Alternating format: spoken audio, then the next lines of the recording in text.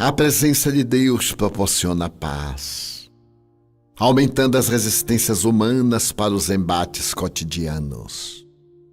Sutil e poderosa ao mesmo tempo, é um dínamo gerador de energias que recarrega as baterias da alma, da mente e do corpo, mantendo-os em condições estáveis de equilíbrio e ação.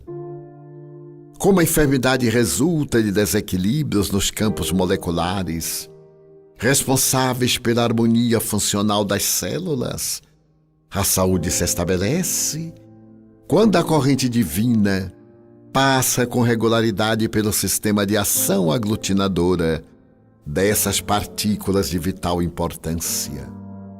Com ele o temor desaparece, oferecendo lugar à coragem, que expressa bem-estar e segurança íntima.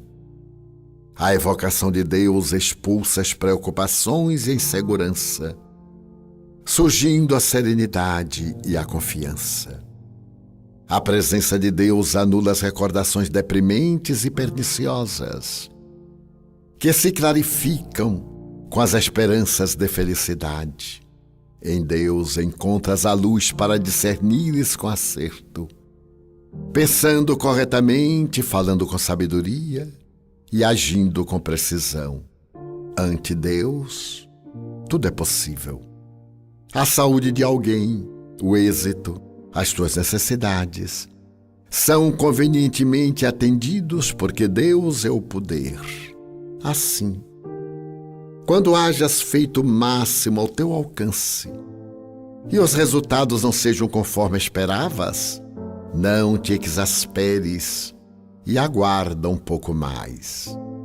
Este não era o momento. E se houvesses logrado êxito, isto não te seria conveniente. Permite, pois, que se faça a vontade de Deus e não desanimes jamais.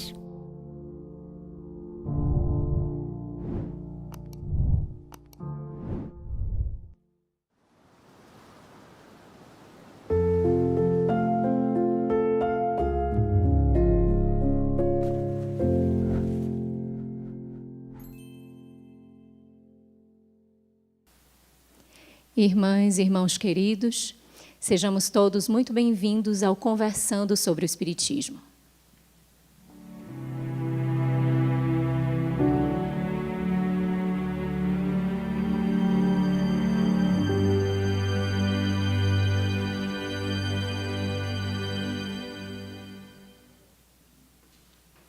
Cumprimentamos a todos que estamos aqui no presencial, também aqueles que nos acompanham no formato virtual, a equipe da TV Mansão do Caminho, nosso querido tio Divaldo, Izzy, que está fazendo a interpretação para Libras, e a nossa tia Solange, para quem passamos a palavra, para nos conduzir na prece inicial.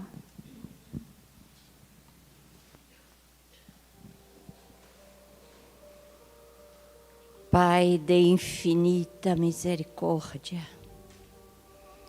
dobramos os nossos joelhos, cuja alma genuflexa suplica ao teu Filho bem-amado, que seja a aragem abençoada que conduz o barco das nossas vidas, a fim de que ele possa singrar os mares das experiências terrenas e podermos superar os desafios das intempéries e, acima de tudo, superando as nossas próprias limitações para sentirmos a tua presença através do bem que chega de forma que não podemos ainda identificar, mas sabemos que somos todos abençoados pela misericórdia do teu coração. Ó Senhor, sabemos que a estrada é longa, que os mares são bravios, e que os ventos nem sempre são amenos, mas a superação para chegarmos ao porto seguro dos teus ensinamentos de amor nos dão forças para superar as limitações e a pobreza ainda da nossa alma, que luta e que se debate muitas vezes na inquietação.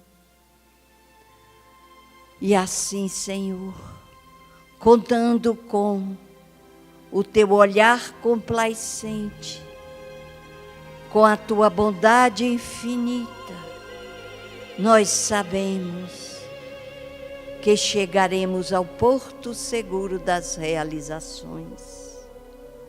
Por isto, nesta noite, como de tantas outras, queremos abrir as comportas das nossas almas para absorver o conteúdo que emana de ti na direção do teu servidor, para que se propague e encontre ressonância em nossas almas.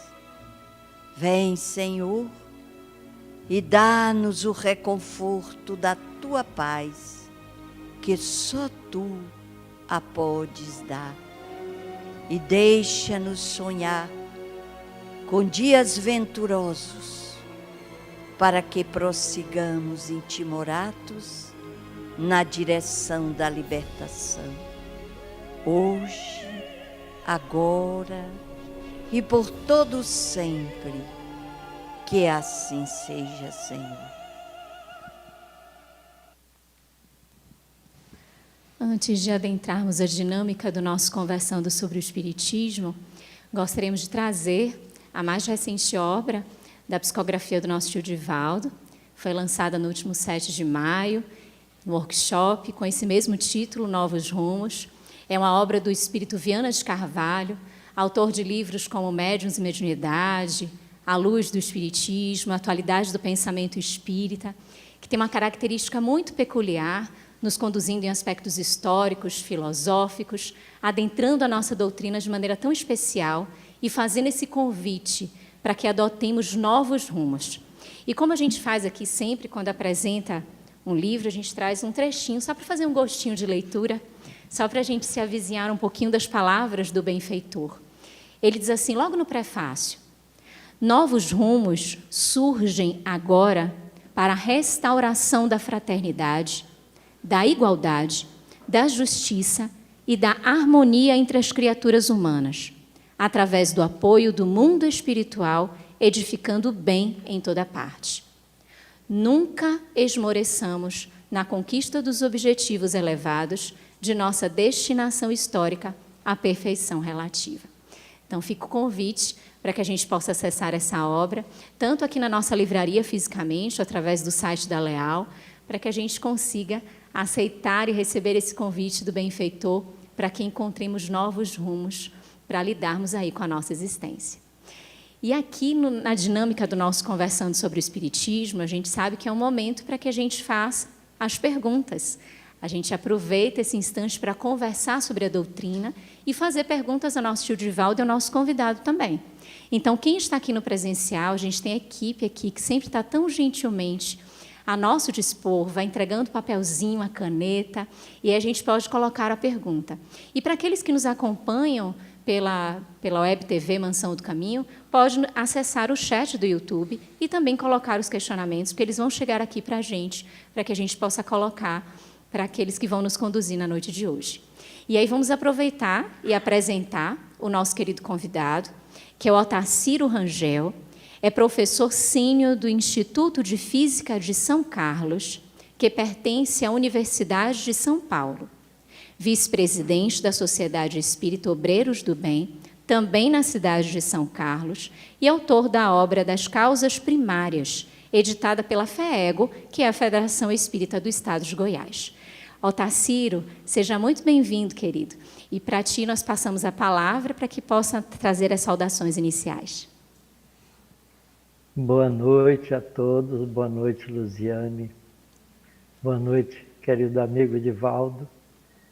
Boa noite a todos que compõem a mesa e aos nossos amigos que estão nos acompanhando através da presença aí com vocês e da mídia que nos une todos no mesmo pensamento, no mesmo sentimento de busca dos valores espirituais.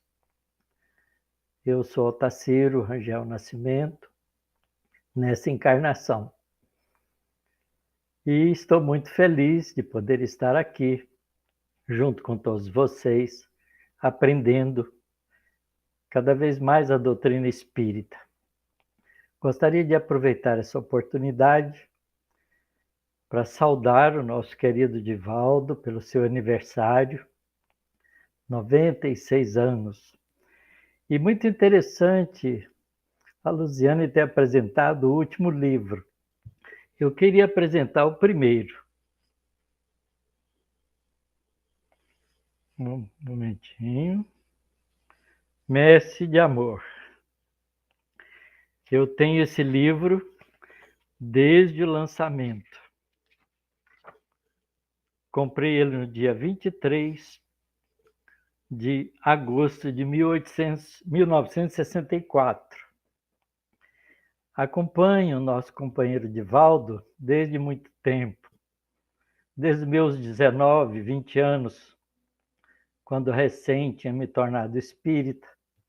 E me lembro de ter assistido a primeira palestra dele lá em Goiânia e queria confessar aqui de público que dormi na palestra.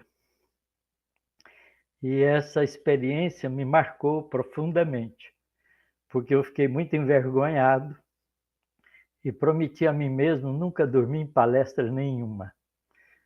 E aí desenvolvi uma técnica minha para poder aproveitar todas elas.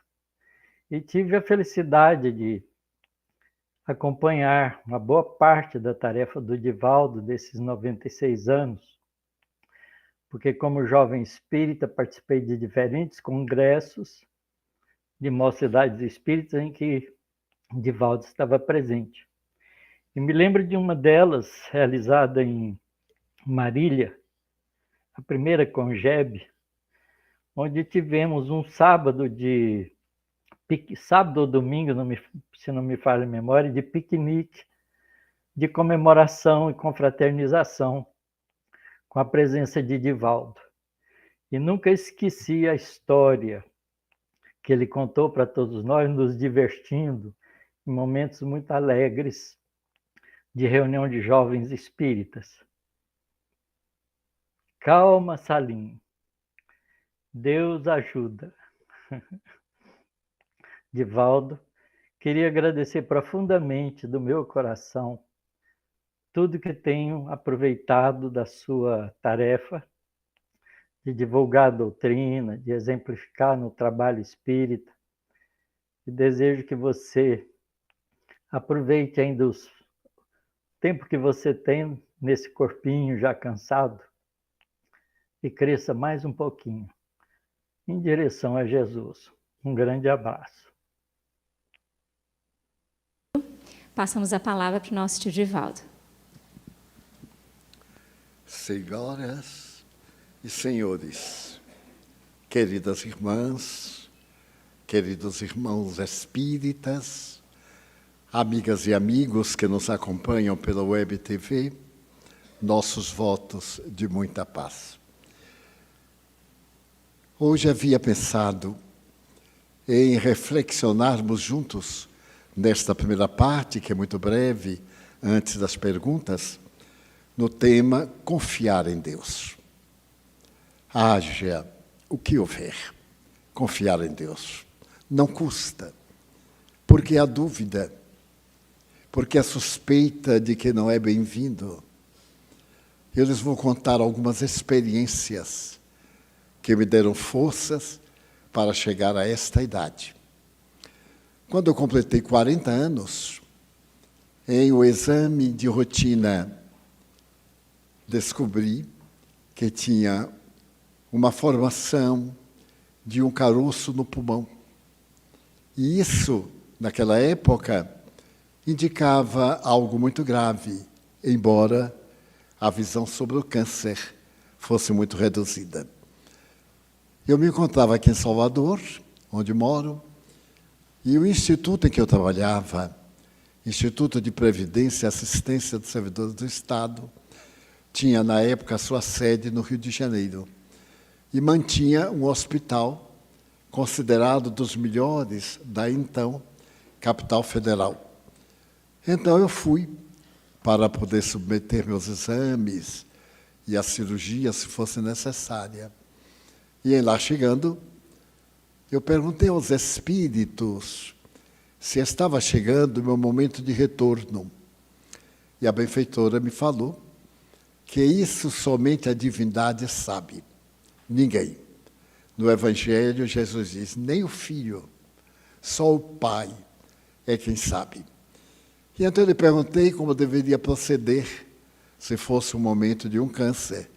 Um câncer pulmonar espalha-se com muita facilidade, dá metástase. E naquela época, em que os recursos eram quase mínimos, o máximo era a radioterapia, não havia ainda a químio, os recursos valiosíssimos de hoje, as cirurgias fantásticas, robóticas, e etc. E então ela me disse, vai depender de como você se vai portar durante a doença. Você poderá ter abreviados os dias e poderá tê-los prolongados. Então, como eu já era espírita, convicto desde há muitos anos, há mais de 20 anos naquela época, submeti-me à cirurgia e houve confirmação que era uma neoplasia maligna.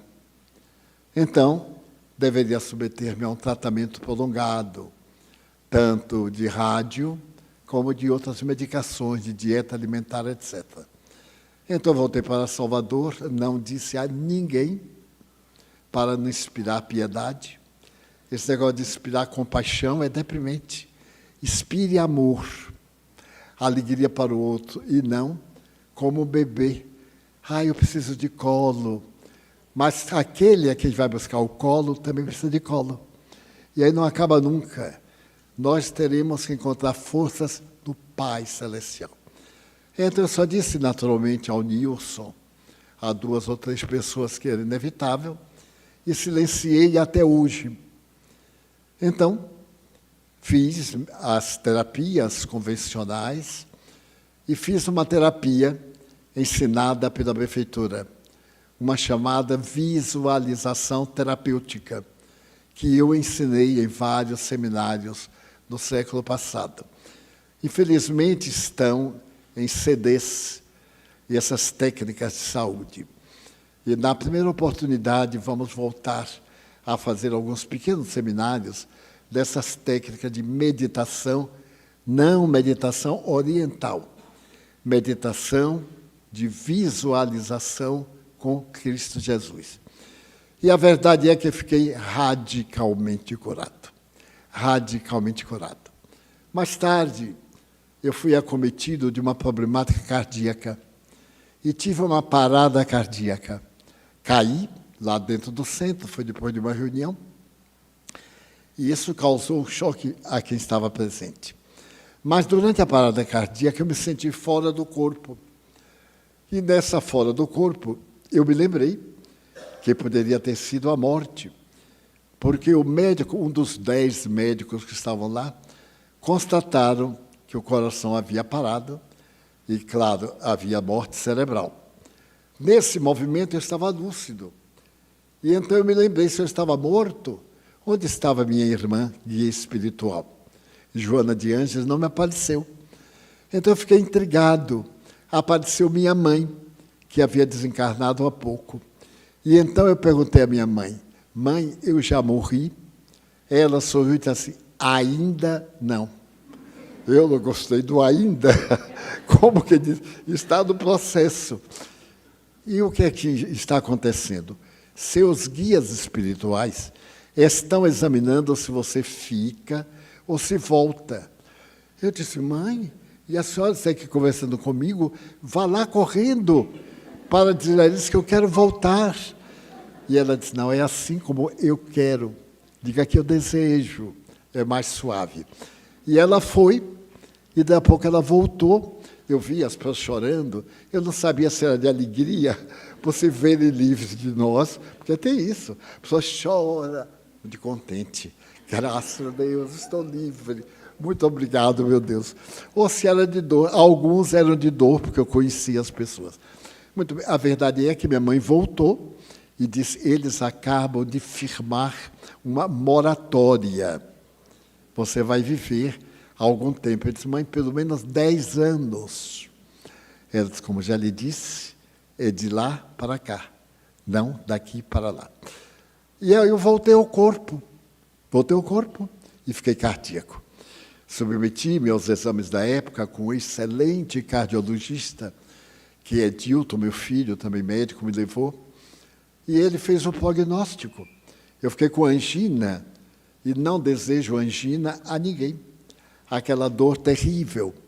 Eu usava o remédio Isordil, que é vasodilatador, para poder superar os bloqueios.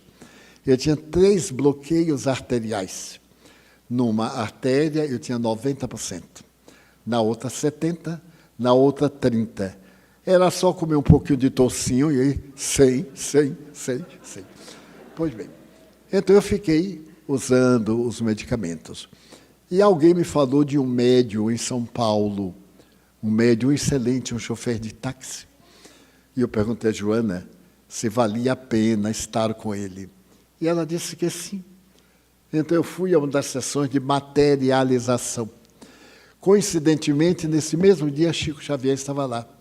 Os espíritos materializavam como gente. Estávamos assim, a sala, éramos 90 pessoas, e separado da sala com uma grade, ficava o médium. A grade não tinha cadeado, não tinha nada. Tinha uma coisa muito delicada que me chamou a atenção. Amarrava a porta um fiapozinho de cordão. E eu digo, mas basta um empurrão e arrebenta. Então o médium pode fraudar. Mas não pode haver maior garantia do que essa fragilidade. Porque o cadeado se refaz. Mas arrebentou aquele fiozinho, não refaz. De jeito nenhum. Era a maior garantia. Enquanto eu pensava isso, as luzes se apagaram. Chico Xavier fez uma cruz, uma prece, e a cortina se abriu e começou a falar conosco de óculos. Era um rosto estranho e ninguém conhecia, somente o Chico conhecia. Aquele espírito era um amigo dele e que escreveu várias obras por seu intermédio. Então, vários fenômenos notáveis. Marcou-se uma visita minha para uma quarta-feira. E eu fui acompanhado de um amigo paulistano, a quem eu devo muito, Miguel de Jesus Sardano, meu amigo desde 1965, companheiro de milhares de cidades. Eu visitei 2.000 e tantas cidades no Brasil, e a maior parte, Miguel estava comigo, estado de São Paulo, Paraná, pelo norte do Brasil. Muito bem. Então, quando eu cheguei, o médium, que era um chofer de praça, tinha um vício de linguagem. Ele dizia, no mês de março, na terça-feira, ele trocava muito R pelo L. E isso era tão frequente que eu registrei. Quando, daí a pouco, manifestou-se o guia espiritual, que era um japonês, mas falava português. E durante a conversa de português, ele não errou uma vez. Não trocou o R pelo L e vice-versa. Pronunciava o português correto, embora no sotaque do idioma japonês, e me pediu para tirar o paletó, a gravata, a camisa, e me deitar. Eu me deitei assim numa mesa rude, e ele veio com o dedo. Eu lúcido, Miguel, e quando ele fez assim, abriu uma área, e ele introduziu a mão. Eu não senti nem uma picada de alfinete. Ele abriu, fez qualquer coisa lá que eu não entendi naquela área. Foi uma coisa tão real, e Miguel, espiando, desmaiou quando viu o sangue. Aí desmaiou, me deu uma grande ajuda, né, porque ficou quieto no chão. E então, depois, ele passou a mão e fez 4, 5 marcas assim. Eram pontos, não tinha nada na mão, e ficaram pontos. e disse, dentro de 4 dias, peça ao Nilson para tirar. Eu voltei. Nunca mais eu tive nada no coração. E quando eu perguntei a Joana de Ângeles, mas, minha irmã, é um milagre, o milagre da fé. Ela dá confiança em Deus. Você disse para Deus que Ele fizesse o melhor. Não para mim, mas para o meu futuro espiritual. E você acaba de ganhar uma nova moratória. Eu digo, opa, essa... eu tinha pedido a outra de 10 anos. Já tinha passado uns 12, 15. Eu aí não pedi para nada. Eu digo, sine die. Bom, passou o tempo e agora eu já não era mais cardíaco. Eu estive com Sai Baba, uma das personalidades mais famosas do mundo em materialização. Era tão impressionante que ele, a manga larga, e ele então fazia assim, eu tenho uns filmes, e vou passá-los aqui. Estou organizando para mudar de V8 para a colocação atual. E então caía o vibute, um pó perfumado, como se fosse pó de arroz daquela época. Mas uma coisa impressionante, eu estava junto dele, ele me convidou, tinha mais de 10 mil pessoas, me convidou nominalmente. Convidou a Nilson, nós gravamos, Nilson levou o gravador, e então, que estava junto caindo, eu peguei o lenço e coloquei. Ficou uma verdadeira montanha. Então, quando eu voltei, eu coloquei frasquinhos que guardava penicilina. Aquele frasquinho tinha uma borracha. Então, eu fui enchendo para dar amigos, e dei amigos. Devo ter uns 2 ou 3 ou mais, ou menos. E então, toda vez que alguém tinha câncer, e eu tinha conhecimento, eu dava. E a pessoa apenas tocava o dedo. E os resultados, eu digo, o resultado está na confiança em Deus. Por fim, porque o tempo é muito breve, eu voltei a ter um grave problema cardiológico por entupimento das artérias. Mas eu tinha uma viagem muito longa pelas Américas, terminando na cidade do México. E quando eu passei por Miami, para cumprir as tarefas em Miami, antes de encerrar a longa jornada no México, eu contraí em Miami uma gripe. E cheguei ao México 3 dias depois do terremoto. Um terremoto terrível que destruiu metade da capital mexicana. Mas aí eu cheguei gripado e com o problema cardiológico. Eu tinha avisado por telefone aos amigos que desde logo visse que eu estava meio adoentado e teria que fazer 5 conferências, 5 dias, 5 noites. Tinha 2 na Universidade do México, tinha uma outra no Instituto de Antropologia, enfim, um programa muito pesado. Mas que eles não marcassem nada particular, porque eu teria que descansar nos intervalos. Havia um grande médico mexicano, Dr. Coriolano. Ele foi me receber e eu estava muito pálido. Então ele percebeu que necessitava de repouso naquele dia, pelo menos, descansar naquele dia. A gripe é muito forte, eu tenho sempre problemas respiratórios, desde criança, quando eu sofri de asma. Eu sofri de uma asma por 14 anos e também fui curada pela fé e pelo Espiritismo, pela vinculação com o Espiritismo. Pois bem, quando eu me fui deitar, eram 2 da tarde, a palestra começava às 6 e eu me pegar, eu estava muito aturdido, o doutor Coriolano mandou me dar um chá de limão muito forte e repouso. Nem me aplicou qualquer medicação antes de me examinar. Muito bem, quando eu me deitei, Joana me apareceu. E eu disse, minha irmã, será que eu vou dar conta? Ela disse, Deus o convidou. Você aceitou. Agora é com você e ele. Vai depender de você querer estar em condição dentro de 5 horas. Procure repousar um pouco, que nós vamos trabalhar o organismo para que tudo possa sair de acordo com o programado por Deus. Então eu fiquei deitado ali. E quando eu despertei, e fui me preparar, trocar de roupa, ela disse, eu tenho uma tarefa, meu filho. Eu queria escrever um livro aqui na cidade do México. Eu disse, que horas? Ela disse, de madrugada. Eu disse, que hora eu durmo? Na hora que estiver psicografando. Eu disse, minha irmã, eu não vou poder de maneira nenhuma. Ela disse, como se atreve o aluno dizer ao professor o que vai fazer? O guiado dizer ao guia o que é que vai fazer? Apronte-se. Quando terminar a palestra, não faça uma alimentação forte, tome uma sopa quente, fazia frio na cidade. Deite-se, e daí a meia hora nós vamos escrever. Porque ela era mexicana, Sor Juana Inés de la Cruz. Tinha estado no México no século XVII, como a grande benfeitora da humanidade. Hoje é a mulher mais famosa de língua hispana, porque ela era a primeira mulher no mundo a se preocupar com o feminismo. Escreveu livros, teve debates, até debates com o padre Vieira, ela na cidade do México, e o padre Vieira aqui em Salvador, ali na igrejinha junto à Rua Chile. Tem uma igreja em que ele fez os sermões. Pois bem, assim aconteceu. Eu proferi a palestra, fiquei muito aturdido, voltei, fui me descansar, tomei a tal da sopa, pedi no hotel com cuidado, e mais ou menos às 2 da madrugada ela apareceu.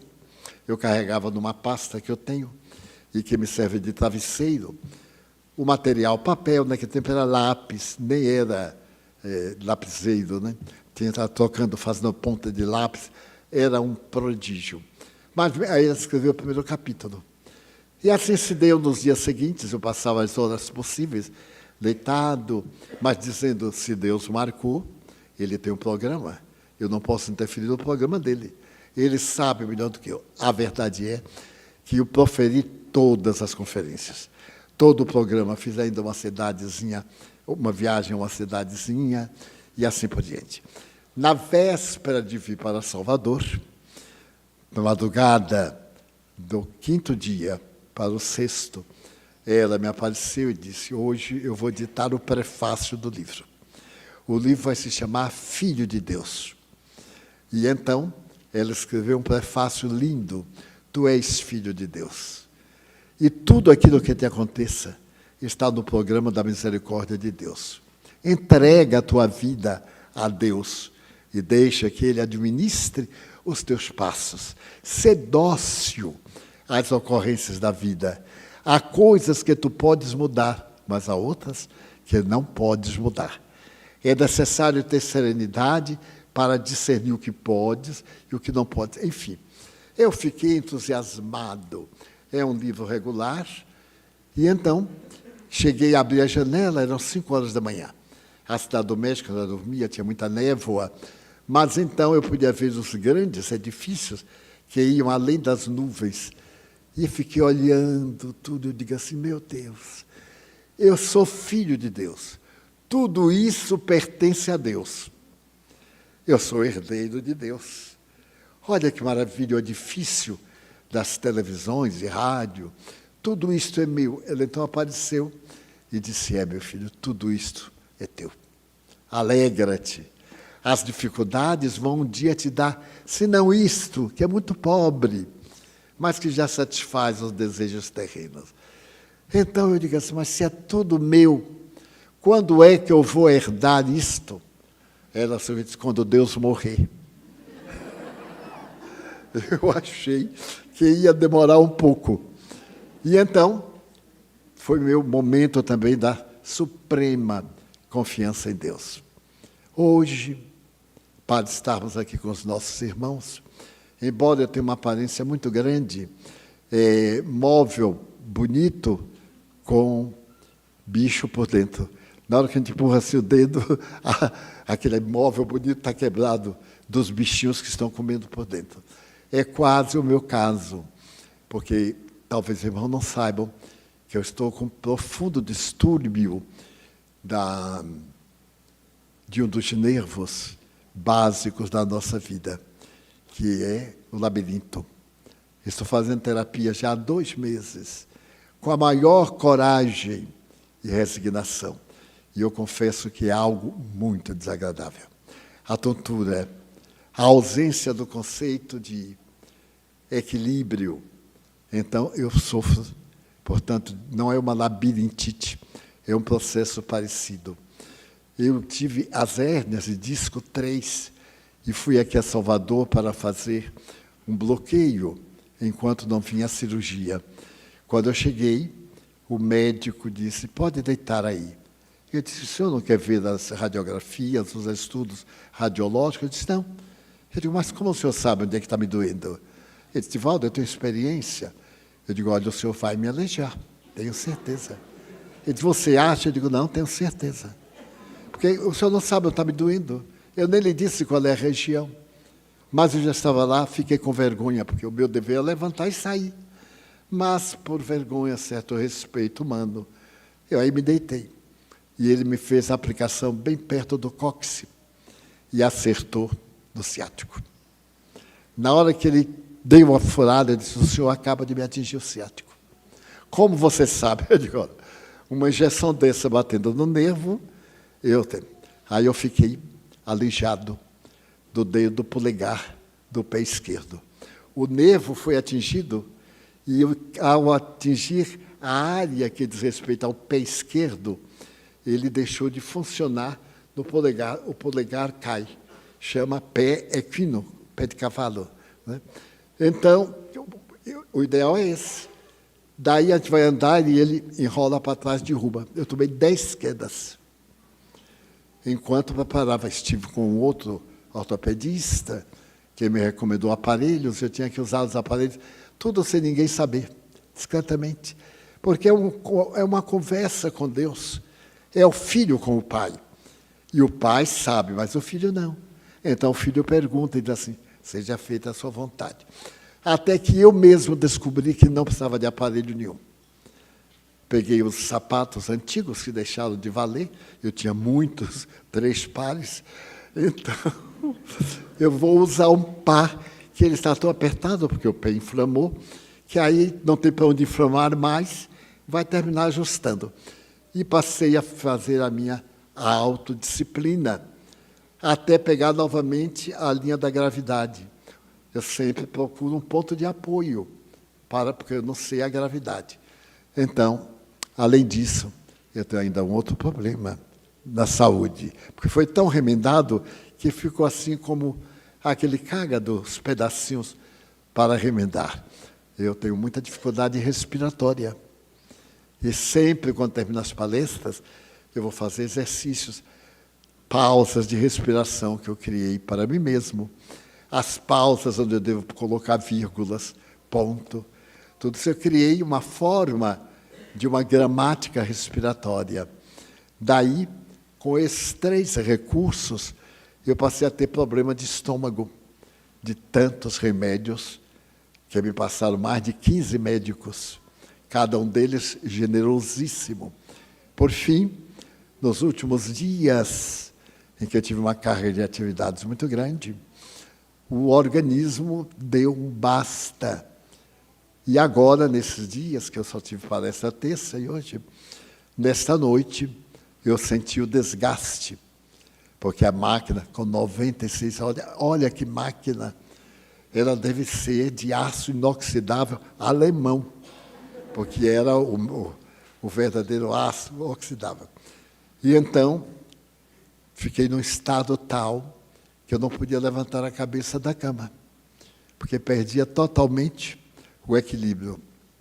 O estômago doendo, o jejum, porque se eu comesse, doía. Se não comesse, doía menos. E depois eu tinha compromissos, vários compromissos, porque eu faço digitação das mensagens, atendo uma correspondência imensa, às vezes 100 WhatsApps, mais de 200, 300 e-mails por dia, que não dá tempo a ler. E quando eu respondo, amigo diz, mas foi tão curto, eu digo, vai chegar o dia que nem curto vai, porque aí me veio um problema de câimbras, desse movimento constante de digitação e de segurar o microfone. O túnel do carpo une, e quando os nervos passam, dá uma cãibra geral. Na segunda-feira foi tão geral que eu não conseguia pegar um lápis. Não pude psicografar na sessão, porque ao pegar a lapiseira, doía tanto que a dor me concentrava e eu não podia concentrar. Então, não pude dar a comunicação gráfica, a digitação. Então, eu pedi o auxílio de Rose para responder algumas cartas por mim. E ela está sendo, não uma secretária, mas uma colaboradora extraordinária que eu agradeço de público. Mas quero dizer que hoje eu vi que não era possível estar aqui na minha casa. Minha, porque eu acho aqui a presença de Deus e de todos nós. Nossa, portanto. Mas eu disse, eu irei à reunião de qualquer forma, nem que seja de maca, porque é tanta gente que precisa de um conselho, uma palavra, um sorriso, uma esperança, um ato de confiança. E às 17 horas, eu já estava deitado, com dor de cabeça, dor de estômago, era o dói-dói. Mas eu não precisava de colo, não, eu precisava de catre e de trabalho. E a bênção de Deus, eu falei para ele assim, Senhor, eu não o conheço, mas o Senhor me conhece. E então o Senhor está me pedindo para mostrar o que é a confiança. Eu sei que se eu me levantar, eu irei para a reunião feliz, profundamente feliz, e a sua bondade me envolverá com os corações afetuosos. Ao dizer isto, não é uma exibição, em absoluto, é uma confissão. Não desanimar nunca. Várias vezes eu fui desaminado. No câncer, o meu médico disse, é pena, você é tão jovem. Eu digo, e daí? Ele disse, o câncer é terrível em qualquer idade, mas você vai viver pouco tempo. Eu digo, mas o importante não é viver muito, é bem viver. Quando a gente vive bem, no estado espiritual, 1 ano vale mais do que 50 de desequilíbrio, de tortura, de conflito. Graças a Deus, não tenho nenhum conflito. Porque qualquer conflito, quando me chega, eu digo, se Deus me permite, é porque está no meu processo de autoiluminação. Então, eu estabeleci a autoiluminação. Não é iluminar os outros, é autoiluminar-se. E sugerir aos outros como é que se iluminam. Então, a nossa proposta espírita é dizer, não desanime nunca. As leis de Deus são imutáveis. Elas agem no momento próprio. E mesmo as dores mais acerbas têm uma razão de ser. Pode haver dor maior do que a desencarnação de um ser querido, de um filho, de uma esposa, do pai, de alguém que nos é tão próximo. Mas que alegria nós sabermos que ele foi para casa. Este ser amado foi para casa, na qual nos espera, e nós vamos lá. Eu já fui várias vezes. Já encontrei minha mãe lá. Ela me levou ao nosso lar, me levou a uma paisagem que eu chamei a Cidade Azul. Então, é uma realidade. E cada um de nós pode fazer o mesmo. Não é privilégio, é disciplina. Uma disciplina rígida. Eu me submeto a uma disciplina, os que moram comigo sabem. Rígida. Sou alegre, jovial, mas não cedo naquilo que diz respeito a Jesus, Allan Kardec e a nossa amada doutrina. Então, aqueles que estão sofrendo por esta ou aquela razão, eu gosto de dizer muito fraternalmente, não é dar uma mensagem pessimista, é ao contrário, otimista, bom ânimo. Deus sabe, e Ele está como nosso Criador, porque a coisa mais notável do universo não são as galáxias, é a mente da criatura humana. A faculdade da gente poder pensar. O nosso pensamento está em células constituídas de água. E essa água se converte em milhares de coisas. Eu estou lendo livros de um cientista americano, lendo muito devagar, em que é a primeira vez que ele viu uma célula no microscópio, aquela célula invisível olho nu, e ele viu no microscópio que aumentava 100 vezes. Ele disse, eu vou ser cientista. Porque dentro dela há um universo de fenômenos. E se tornou um dos maiores cientistas do século passado, deste século.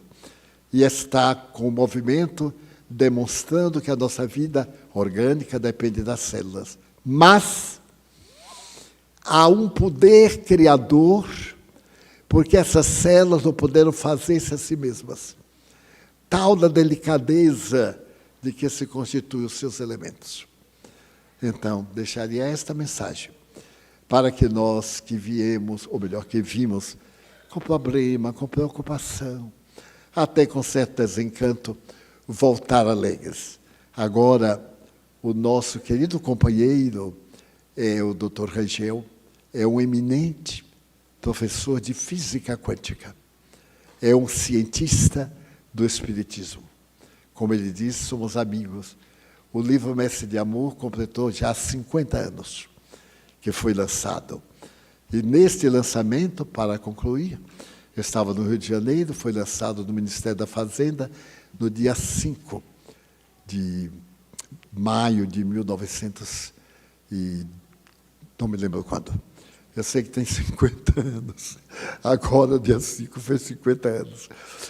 E quando eu cheguei em casa, eu coloquei assim no quebra-luz que tinha no quarto da família que me hospedava. E peguei o livro de capa azul, que foi improvisado, tudo muito simples. E então Joana de Anjos entrou com uma rosa, um botão de rosa vermelha, e haste enorme. Naquele tempo, os japoneses ainda não tinham criado as hastes longas, eram curtinhas, mas essa era enorme. E colocou no livro na posição transversal. Eu fiquei olhando, e daí a pouco aquela começou a desenvolver-se. Abriu uma rosa vermelha enorme. Eu fiquei deslumbrado. Daí a pouco caiu uma pétala, caiu outra, e ficou somente a haste. Ela então me disse: assim vai ser a tua vida, meu filho, a partir de agora. Espinhos, mas botões de rosas. Rosas também. Se tu te portares bem, nós vamos escrever muito. Eu disse: mas minha irmã, eu não tenho tempo, eu trabalhava em 2 expedientes. Ela disse: Deus é o Senhor do tempo. Nós vamos escrever 10 livros. Eu disse: Ave Maria, eu quero um analfabeto, 10 livros. Certo dia, eu havia lançado um livro, que foi Párias em Redenção, havia lançado no auditório mais significativo. Então ela me apareceu à noite e disse assim: já que você está com saúde, nós vamos escrever 50 livros. Eu digo: me matou. Como é 50 livros? E ela disse: não se preocupe com o número. Vamos lá, até quando puder. Até 49. Daí a pouco, ela chegou e me disse: ontem nós celebramos o aniversário do 50º livro. Eu quero dizer que nós vamos escrever mais de 250 livros. Eu digo: não acredito. Ela disse: vamos. Os poderes de Deus. Desde que te tornes dócil, nós vamos escrever. E então eu entreguei a mediunidade, porque a pessoa disse assim: eu queria também ser médium. É só querer, mas não é querer depois do carnaval, depois da batucada, depois da... Eu não sei mais os nomes dos negócios modernos, né? Aí, vamos para... Como é que dizem? Vê como sabem. É a comunhão com a vida, a beleza do universo, a beleza da paz. E agora, vamos dialogar com o nosso querido Rangel, este anjo de bondade e de cristianismo. Chegou a nova edição da revista Presença Espírita em formato digital. Destacamos a mensagem da mentora sobre Mãe Santíssima. O leitor também encontrará um artigo de Denise Lino sobre a proposta de Joana de Ângeles, Sentir-se Filho de Deus. E ainda o artigo Ide e Pregai, homenageando Divaldo Franco pelos seus 96 anos de vida. Disponível no Espiritismo Play.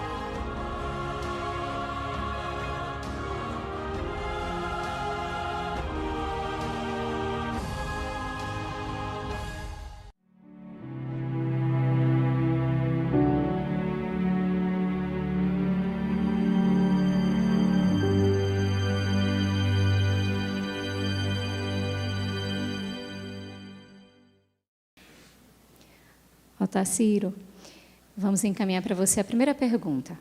Vem do Ricardo. Como diferenciar a incorporação do animismo? Quando incorporado, o médium tem consciência do que foi dito pelo espírito? Esta pergunta, ela é de muita importância, porque ela é uma grande dúvida da maioria das pessoas que tentam o trabalho mediúnico, principalmente com a psicofonia. Na verdade, o animismo, do ponto de vista fenomenológico, não é diferente da mediunidade. Porque para o espírito do médium se manifestar no próprio corpo, que seria o animismo, ele tem que, de alguma maneira, conseguir uma certa emancipação do corpo físico, um estado de êxtase ou de pré-êxtase, em que ele deixa parcialmente o corpo físico e se sente espírito. E nessa condição, ele tem mais recursos da memória espiritual do que aquela enquanto no corpo físico ele usa a memória física. Então ele mesmo pode dissertar, falar através do próprio corpo, num processo quase sonambúlico, aquilo que ele sente, que ele pensa. Para quem está assistindo à reunião, pode parecer a comunicação de um espírito diferente. Mas se é o próprio espírito do médium que está se manifestando dessa forma, esse é um fenômeno de animismo, tão autêntico quanto quando o espírito do médium se emancipar, empresta os recursos para outro espírito, utilizando a sua própria mente em conjunção mental, falar através do corpo no fenômeno mediúnico, porque aí ele é intermediário de outro espírito. Então, do ponto de vista fenomenológico, é parecido. A diferença é que a mente que controla a comunicação durante a mediunidade é um espírito alheio ao do médium. Mas o médium também é um espírito, pode fazer isso. Então, a gente não tem que se surpreender com isso. Tem que aprender com a experiência e com a observação, principalmente a análise depois da comunicação, a fazer essa diferença. Porque, obviamente, o espírito do médium vai dizer o que ele possui. E um espírito diferente vai falar o que ele possui, que é diferente daquilo que o médium tem. Portanto, é através das ideias, do conteúdo da comunicação, é que a gente vai poder distinguir um e outro. Tio, o Aldo pergunta: como o Espiritismo vê o Espírito Santo? O Espírito Santo é uma designação teológica desde o começo do cristianismo. É uma maneira de falar das entidades, em geral, que se santificaram. Na visão católica, seria o próprio Jesus, naquela tradução da Santíssima Trindade. Deus Pai, Deus Filho, Deus Espírito Santo. Essa tradição da trilogia da Trindade é uma tradição hindu.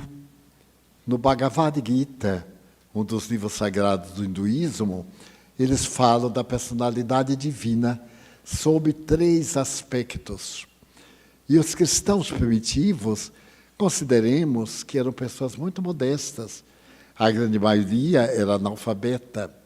Mais tarde, à medida que a doutrina se espraiou, surgiram aqueles grandes intelectuais. Ontem mesmo eu conversava sobre a vida de Santo Agostinho. Ele era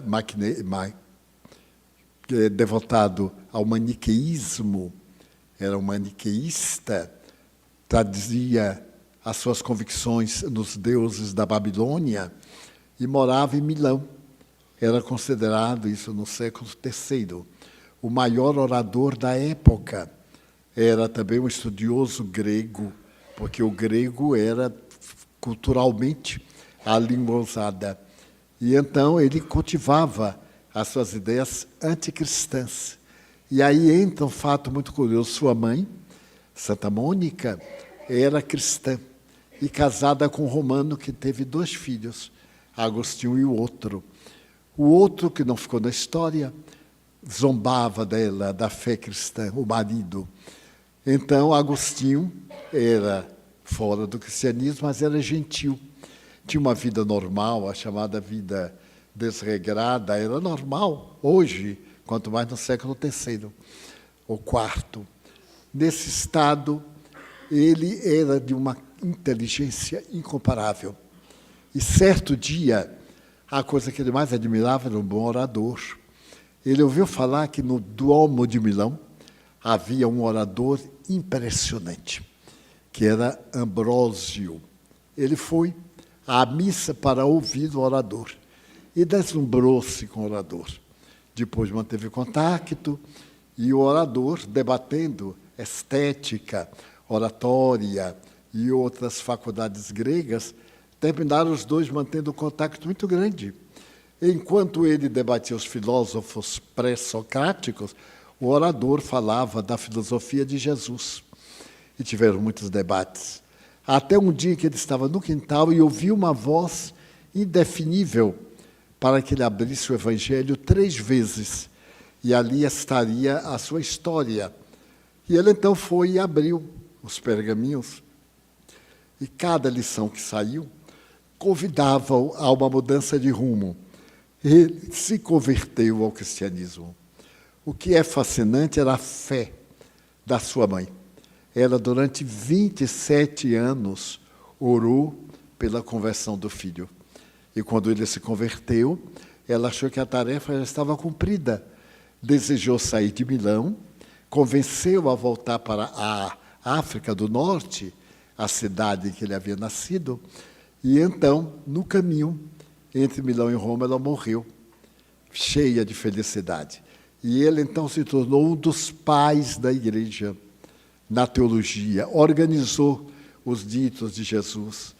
Ele mais 9, eram os 10 pais da igreja cristã.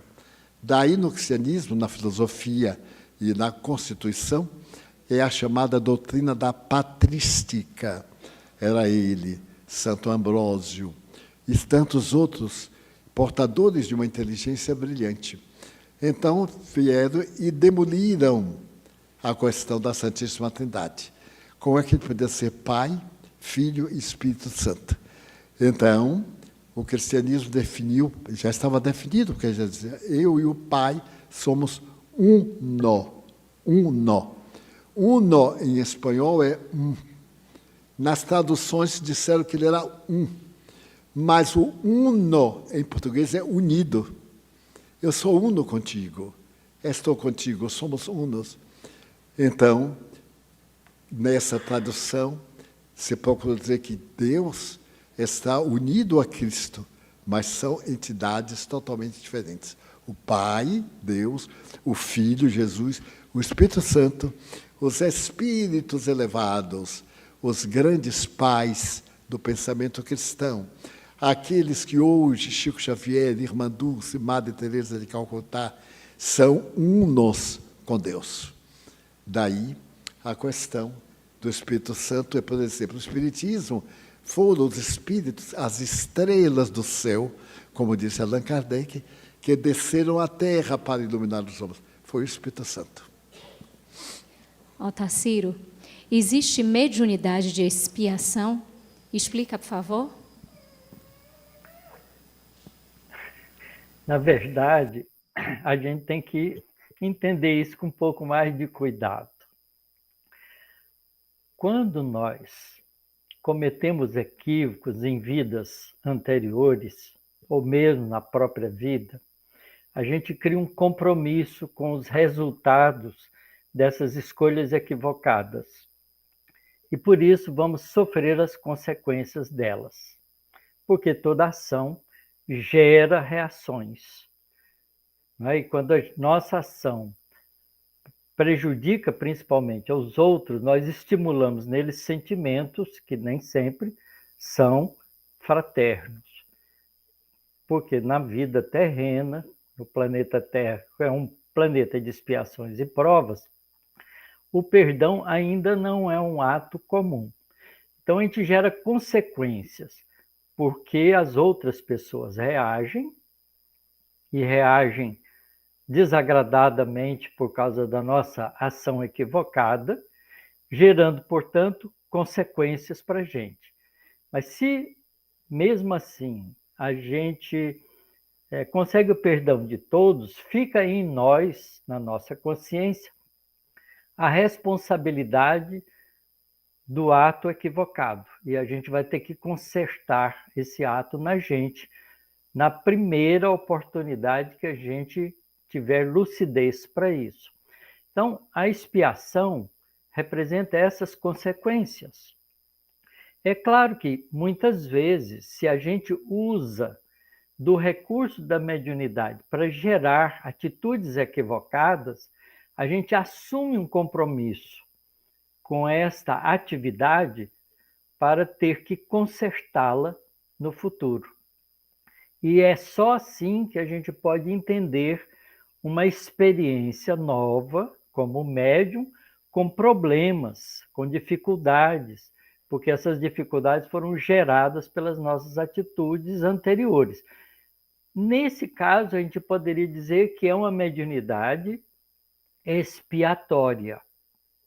Mas, na verdade, a expiação independe da mediunidade, porque a gente pode cometer outros tipos de equívocos e ainda assim nós teremos que enfrentar as consequências dessas escolhas equivocadas. Quando a gente vai programar uma reencarnação, a gente analisa para ela, para nossa atividade na vida nova, 4 coisas importantes. A primeira dela é aquelas consequências dos nossos atos equivocados que vão trazer para nós dificuldades como consequência. Então, a gente vem para a Terra para passar por expiações. Mas a gente não é espírito que está começando agora, a gente já tem milhares e milhares de anos. Então, a gente também aprendeu muita coisa nas milhares de encarnações que nós já tivemos. Então, as coisas que a gente aprende no mundo espiritual e que a gente toma a resolução de fazer melhor, a gente, ao nascer no corpo físico, vai passar por experiências que vão testar esse aprendizado na gente. Essas serão as provas. O nosso mundo é de expiações e provas e engloba essas 2 atividades de programação para o nosso processo reencarnatório. Mas a gente não vem só para expiar, para passar por provações. Porque a gente também, nesse conjunto de vidas que a gente já teve, a gente aprendeu muita coisa.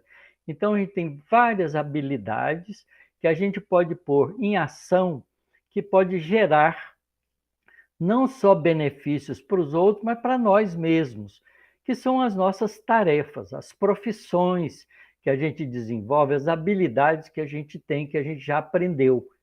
E então a gente vem também para cumprir tarefas. A gente assume determinadas tarefas de acordo com aquilo que a gente já possui de facilidades e desempenha essas atividades na nossa encarnação. São o trabalho, as profissões, as nossas atividades em geral. E a gente adora ser tarefeiro, porque a gente gosta muito de mostrar o que a gente sabe fazer. E, além disso, tem mais uma atividade que a gente vai realizar aqui na vida terrena, que é aquela de continuar aprendendo, porque nós somos espíritos em evolução, estamos longe ainda da situação de espíritos puros, de espíritos profundamente sábios. Então, e também vem aprender. Então, a gente nasce com um programa que envolve expiação, prova, tarefas e aprendizado. Tá certo? Então, as expiações vão nos acompanhar nas nossas atividades em geral. As provas também. não é? E as nossas tarefas vão ser as nossas alegrias, porque a gente gosta de mostrar o que a gente sabe fazer. É muito interessante isso na atividade da casa espírita.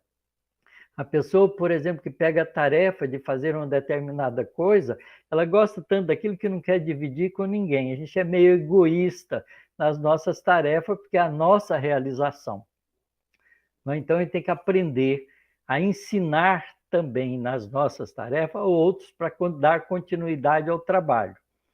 E as provas e as expiações tem que enfrentar com coragem, porque elas nos ajudam a nos conhecer melhor. Porque quando a gente está sofrendo, a gente sempre pergunta, por que eu estou passando por isso? E se a gente voltar a nossa atenção para dentro de nós, para nos analisarmos, vamos encontrar as razões para isso, não é? E durante as provas, a gente vai ser testado naquilo que a gente realmente acha que sabe. Então, se a gente passar, não é? Se a gente superar aquela dificuldade com coragem, a gente vence a prova e ganha para a gente mesmo uma autoconfiança cada vez maior. Mas se a gente falha, a gente cria necessidade de passar por aquela experiência outra vez para vencê-la. Então, a expiação faz parte do conjunto de atividades da nossa vida, em qualquer das nossas atividades, e pode envolver também o processo mediúnico. Tio, poderia, por favor, nos falar um pouco mais sobre os elementais? Eles nos ajudam? Ainda estão conosco? Os elementais são a primeira forma de vida e eles estão no processo de cuidar das leis da natureza. Não têm condições de nos ajudarem, porque eles formam o que se denomina em teosofia almas-grupo. Cada um desses seres elemental não vai ser um indivíduo. Esse grupo se vai fundir em determinadas individualidades em alguns milhares de séculos. Daí eles não têm uma condição inteligente, porque eles são manipulados. Na doutrina da Umbanda, como da Quimbanda, eles são chamados orixás, ou exus, aqueles que beneficiam os orixás e aqueles que perturbam os exus. A tese está correta, porque esses benfeitores da natureza envolvem-nos de acordo com nossos pensamentos. Se nós temos pensamentos edificantes, nós atraímos essa força cósmica que passa a girar em torno de nós. Se os nossos condicionamentos são negativos, atraímos aqueles primários que estão também trabalhando nas leis da natureza com o fim de destruí-las. E eles perturbam, geram sem consciência problemas graves em nós. Segundo aquelas duas doutrinas, a Umbanda e a Quimbanda, há recursos para fazer o bem, para fazer o mal. O Espiritismo discrepa um pouco, porque aqueles que pretendem fazer-me o mal não têm forças para consegui-lo. Eu sou solteiro. Vamos dizer que há 30 anos alguém se apaixonou por mim e recorreu à magia, à feitiçaria, para me desviar do meu caminho de dedicação ao espiritismo e construir um lar, ter uma família tradicional. Então está mudando o meu destino. O meu destino, a minha existência atual, seria ter a família universal, ter os filhos de outros corpos. Eles estiveram aqui no dia do nosso seminário, do aniversário, em mais de 40. Um deles veio me mostrar a bisneta. Pode haver maior felicidade de, numa existência, a gente contemplar um bisneto, ainda mais de um menino que sofreu mal de Pote. Ele tinha problema da coluna e era baixinho, recurvado. Tecnicamente morre até os 7 anos. Ele deve estar com 60, porque tomou passes a vida inteira, tomou água fluidificada, mudou totalmente o esquema da doença. Ele veio com o karma da doença de Pote, mas não tinha o objetivo de morrer logo, dependeria da sua vida. e estava tão jovem, tão jovial, que eu me espantei. Fazia alguns anos que eu não via.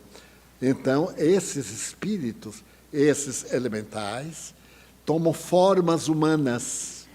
Muitas vezes eu desço aqui ao nosso lago, onde existem muitos, por causa das águas da nossa floresta.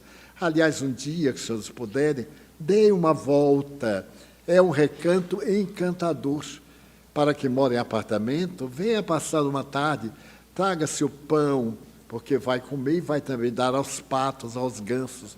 Cuidado com os gansos, eles ainda não são espíritas. E é preciso chegar baixinho, jogar um pedacinho de pão, conquista pela boca. Então é um lugar assim de paz que nós construímos. Exatamente, alguém está atormentado, vai para o recanto de Joana, senta-se no jardim, sai deste mundo, entra em contato com a natureza, vem aqui ao nosso lago, tem todos os cuidados possíveis, ter onde sentar, onde parar o carro, onde reflexionar e onde ver a natureza, os peixes de vários teores, e ver o martim pescador, que é um peixe muito curioso, ele fica lá no alto da árvore. E de vez em quando ele dá uma descida, pesca um e sai. Eu já tive vontade de estrangular o martim pescador. Mas aí Joana disse, você mata ele e vai matar os martins pescadores do mundo inteiro. É a lei da vida notável. A morte de uns ajuda o outro. Dependemos ainda até o momento em que possamos aspirar a energia, a vitalidade que vem do Sol e, consequentemente, de todos os astros. Desta forma, nós poderemos contribuir para que os elementais progridam.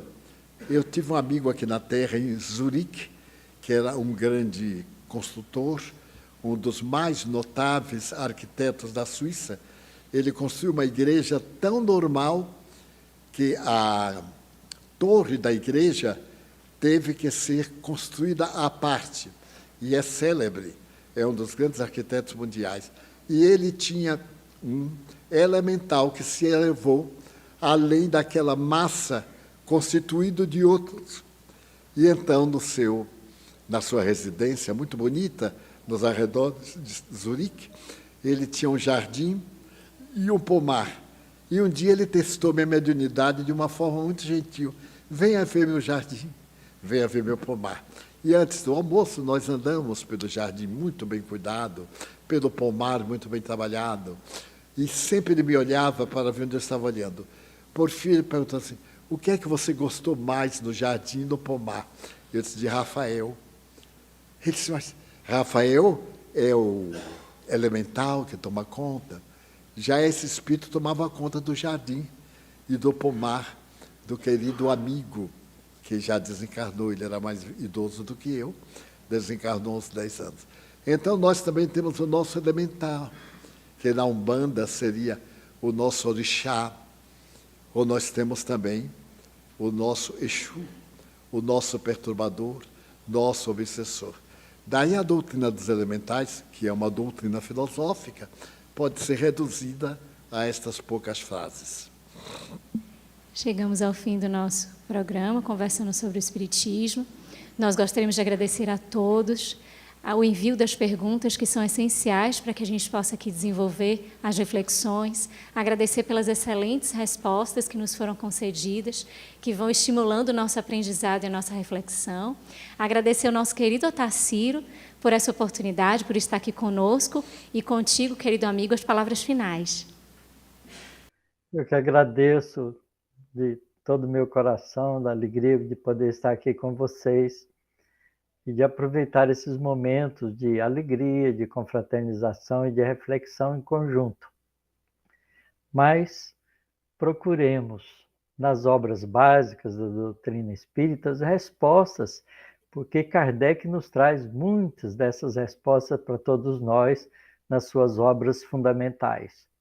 Estudemos juntos, progridamos juntos e cresçamos juntos, transformando o nosso planeta num planeta mais fraterno. Um abraço, agradeço a todos. Gratidão, Otacílio, e passamos a palavra ao nosso tio Divaldo para a nossa condução final.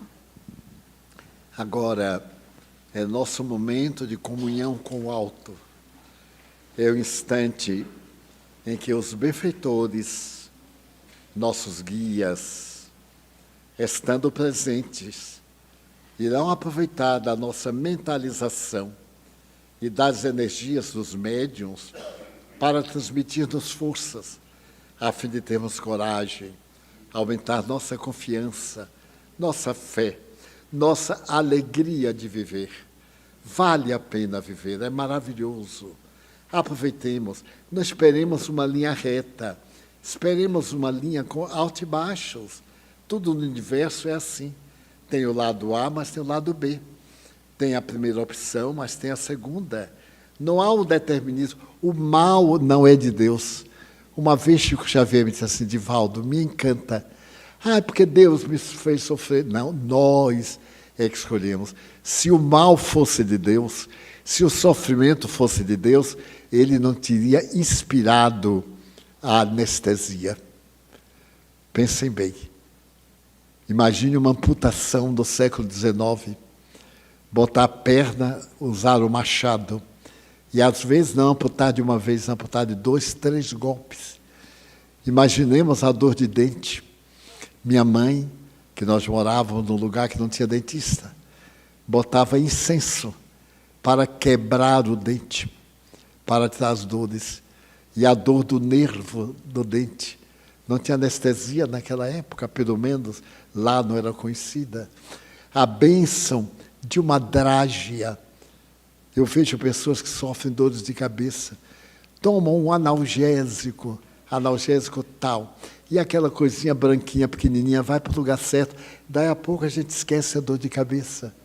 A gente está com um problema gástrico terrível, e toma determinada substância, daí a meia hora já estamos renovados.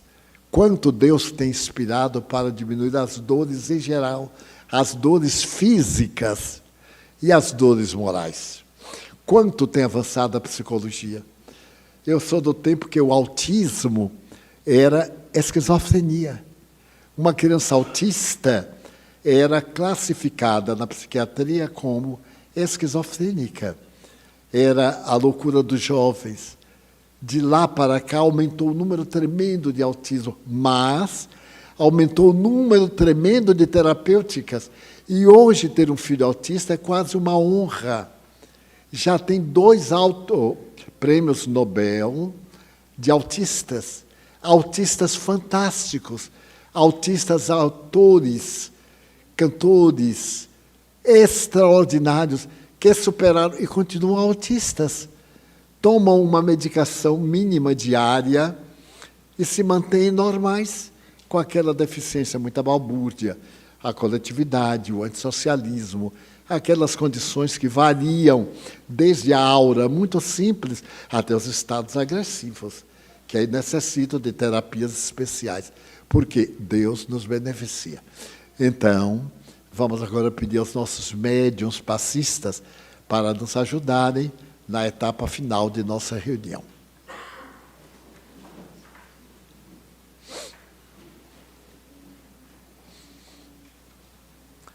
Necessito dizer ao público que os médiuns passistas foram selecionados, fizeram cursos, obedecem a algumas regras de conduta para terem condições de sintonizar com o mundo espiritual e transmitir-nos energias boas e saudáveis. Senhor, chegamos à etapa de te suplicar misericórdia. Abençoa os companheiros de mediunidade que nos vão ajudar nessa etapa final.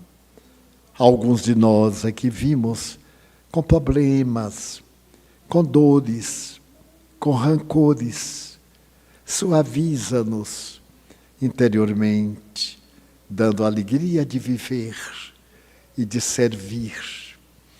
Abençoa-nos a nós, nossos familiares, pessoas amadas. Abençoa nosso Mário e família na sua jornada. Abençoa, Jesus, aqueles que nos odeiam, que transmitem pensamentos destrutivos e criam situações difíceis em nossas vidas.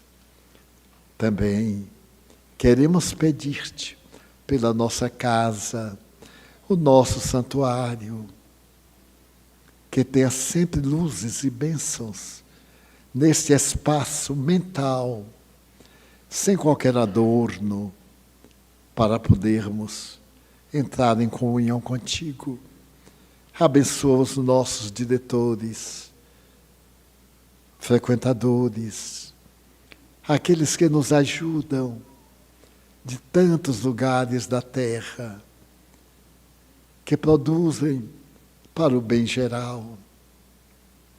Também te pedimos por aqueles clientes nossos da caravana, dos problemas psiquiátricos e psicológicos. Pedimos-te que neste reduto renovem-se e encontrem a saúde integral pelo nosso irmão André Peixinho, na sua breve e pronta recuperação.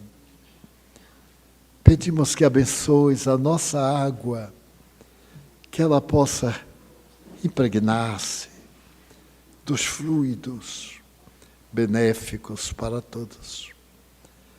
E a nossa paz interior, Jesus, a paz conjugal, a paz no lar, na oficina de trabalho, na sociedade, a paz no Brasil, tumultuado neste momento, a paz na terra, também agitada, necessitada tanto de evitar a guerra calamitosa, cujos danos serão quase irreparáveis. E permite que, em nome de Deus, nosso Pai, em nome da Mãe Santíssima, no teu nome, Jesus, e exorando a proteção dos guias espirituais, possamos encerrar os nossos trabalhos, desejando saúde e paz para todos. Está encerrada a nossa reunião.